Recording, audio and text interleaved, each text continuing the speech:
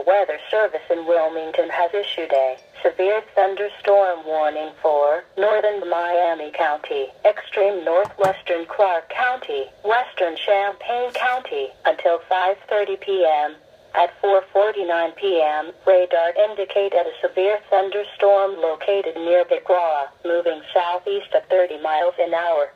Storm hazards include winds to 60 miles an hour, quarter-size hail, frequent cloud-to-ground lightning, very heavy rain which may cause minor flooding. Locations impacted include St. Paris. In addition, Farrington, Fletcher, Castown, Havenview, Christiansburg, and State Route 41 and State Route 235 are near the path of the severe thunderstorm.